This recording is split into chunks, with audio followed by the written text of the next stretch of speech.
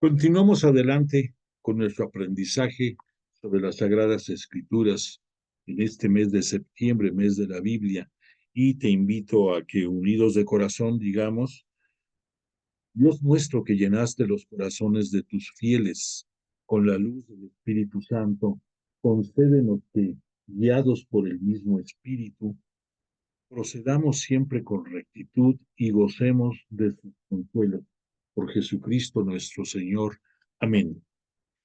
Complementando lo que estuvimos hablando en la cápsula anterior acerca de la tradición apostólica, ese es uno de los ingredientes por los cuales nuestra iglesia, de la cual tú, yo y otros muchos más la integramos, somos una iglesia santa, católica, apostólica. Ahí ya entiendes el sentido por qué apostólica.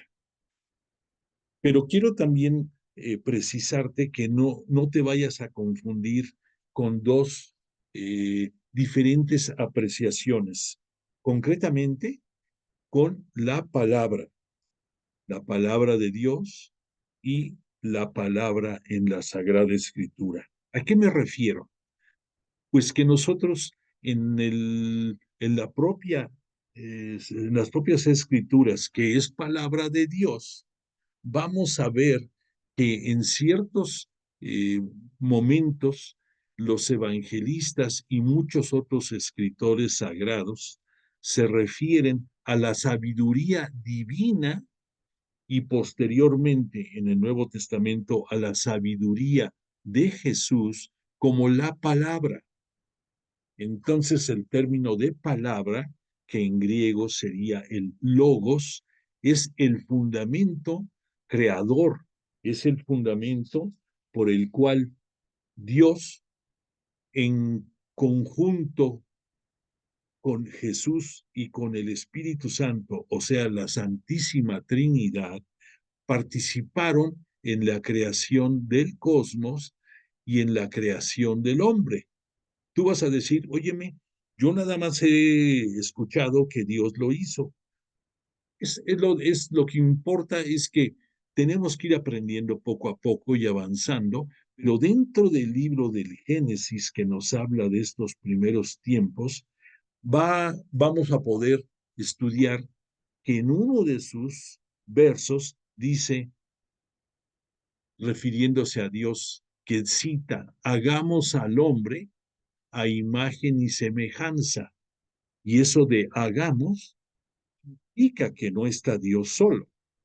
Claro que a primera intención, a primera lectura, tal vez no te das cuenta, pero esta es una de las virtudes de poder estar estudiando, como tú ahorita interesado en la Biblia, en tener un marco de referencia más definido, y Dios quiera que a raíz de todo esto nazca en ti el deseo ardiente de conocer más a profundidad la palabra de Dios en la Sagrada Escritura.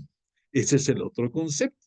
Dice, ok, la palabra, lo que Dios dentro de la teología quiso que nosotros humanos, hombres, mortales, conociéramos. Y esto es la interpretación que los escritores sagrados, inspirados por el Espíritu Santo, nos dan a conocer. O sea que es claro, Dios no va a venir ni a hablarnos Él directamente, porque Él a través del Espíritu Santo obra en nosotros, en nuestro corazón está sus enseñanzas, y por el estudio en la Sagrada Escritura vamos acrecentando nuestra fe en Cristo Jesús. Y entonces, poco a poco, vamos avanzando.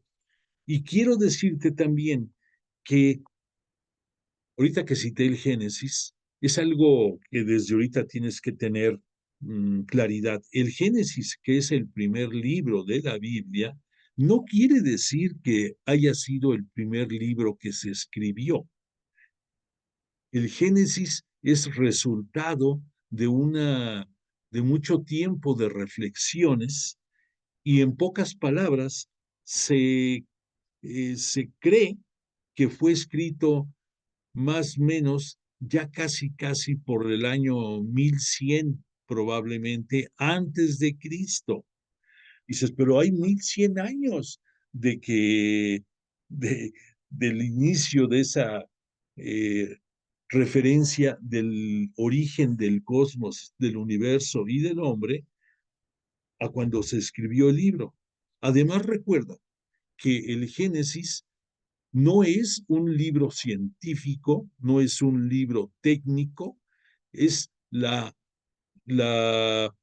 explicación teológica del origen de la vida, del cosmos y del hombre. No está peleado con la ciencia ni la ciencia con la Biblia. Se complementan y nos ayudan a entender mejor todo. Pero pues es natural. Nosotros sabemos que de acuerdo a los estudios, el mundo probablemente se formó aproximadamente hace 14,000 millones de años. Pero has de decir tú, para efectos de la religión, para efectos de nuestro conocimiento del cristianismo católico, la historia de la salvación, que es con el nombre que se conoce a la historia de lo que está documentado, ya sea de manera oral o de manera escrita, sobre nuestra fe y nuestra religión, comienza con Abraham, más o menos por el año 1850 antes de Cristo. Entonces, hay una enorme diferencia de tiempo físico entre la creación del mundo de hace 14,000 millones de años a los 1850 años, que es en donde parte la historia de la salvación. Y esa historia de la salvación va a continuar de manera progresiva y gradual con el paso del tiempo, y que esa historia de la salvación, con el advenimiento a este mundo de Jesús de Nazaret, el unigénito, o sea, el único Hijo de Dios Padre, por eso decimos que con él, que con su encarnación, se inician los tiempos de la plenitud. ¿Qué significa plenitud? Significa el gozo total, el lleno de todo por Cristo, por Dios. Ellos llenan todo y no necesitamos más para sentirnos completos. Eso es estar pleno. Entonces, entiendes ahorita ya un poco más el sentido de que por qué en los tiempos de la plenitud llegó Jesús a este mundo. Te comento, ya precisaremos y profundizaremos en estudios posteriores las divinidades que Jesús siempre ha tenido y tendrá. Una que aún convirtiéndose en humano, aún siendo igual a nosotros, excepto en que él no tuvo pecado alguno, sin embargo, murió como pecador, murió entregando hasta la última gota de su sangre por la redención de los pecados de toda la humanidad, desde la antigüedad hasta el día de hoy, por tus pecados y por los míos. Y que además de eso, pues entonces Jesús, sin ser pecado, muere como si fuera pecado, para que nos entendamos. Entonces, este Jesús va a tener una divinidad terrestre que va a conservarla en el cielo. ¿Por qué? Porque Él está en el cielo en cuerpo y alma, está en el cielo. Y además, como Él participó desde siempre con su padre, él fue la creación en pocas palabras, fue para Jesús, de parte de su padre. Jesús es el gran misterio de Dios, pero en el fondo, ya analizando y estudiando la creación de este mundo, fue para Jesús. Entonces, este Jesús siempre ha tenido su divinidad celeste, o sea, de los cielos. Por lo tanto, Jesús, hombre, y Jesús, Dios, tiene las dos características y a esa distinción se la conoce como la unión hipostática, hipostática con H, unión hipostática. Son las dos divinidades que Jesús tiene en su vida y que nunca pierde. Aunque, claro, dices tú, pues estando aquí en la tierra, actuó como un hombre más, hijo de Dios, pero un hombre más. Y ya en los cielos, en donde mora junto con su Padre, a la derecha del Padre, y desde ahí, a través del Espíritu Santo, nos habla y nos dirige y nos sugiere y nos ayuda. Entonces, pues así será hasta el fin de los tiempos, lo que conocemos con el nombre de parusía, la segunda venida de Jesús, que será en gloria y poder al final de los tiempos, y ahí se cerrará los tiempos de la plenitud. Estos tiempos que también algunos autores citan como los últimos tiempos, pues sí, porque desde la venida de Jesús a lo que queda por vivir en este mundo, por, eh, por los eventos que tienen que suceder y que sucederán, son los últimos tiempos en los cuales tú y yo los estamos viviendo. Y hay otro término que se conoce dentro, hay dos términos. Uno que se llama eclesiología, que eso se dedica, es un apartado dentro de la iglesia que estudia estos últimos tiempos, eclesiología.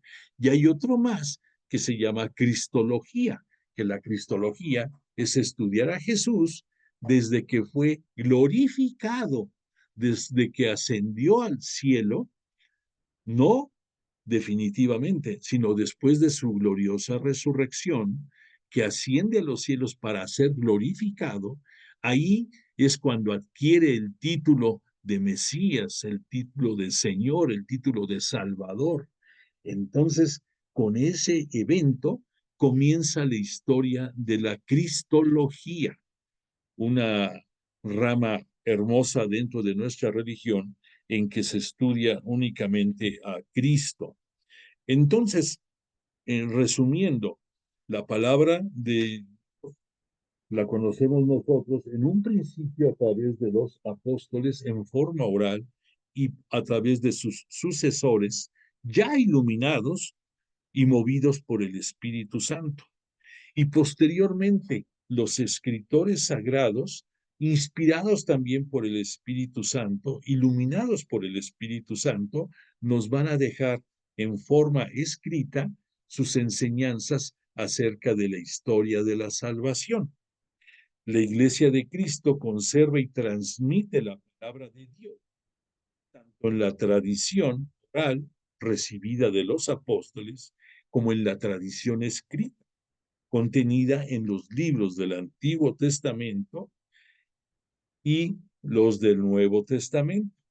Con ellos se cierra la revelación y por lo tanto la palabra de Dios continúa viva en la iglesia en diferentes modalidades para que entiendas. Si tú piensas en el magisterio, en ese grupo que es vivo y son las autoridades de la iglesia bajo el liderazgo del sumo pontífice y que conforman el colegio de obispos.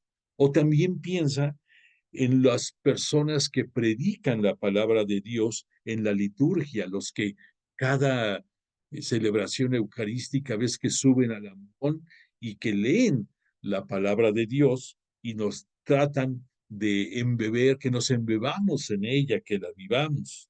O también piensa en los que van a institutos o escuelas para leer, estudiar, orar y enseñar la Biblia. Piensa en los evangelizadores o en los catequistas cuando proclaman y enseñan la fe. O piensa en la comunicación de esta propia fe en el seno de nuestras familias. Probablemente tú, tus padres o la abuelita o la tía o no sé, te hablaron más acerca de Dios, más acerca de Jesús, y eso hizo que en ti se acrecentara la fe. en tu religión y en tus creencias. Y por último, en la comunicación de la fe entre los amigos y compañeros, etcétera. En fin, pues con todo esto redondeamos la gran diferencia entre lo que es la palabra de Dios y la palabra de Dios asentada por escrito en la Biblia. Vamos a seguir adelante y agradezco tu presencia.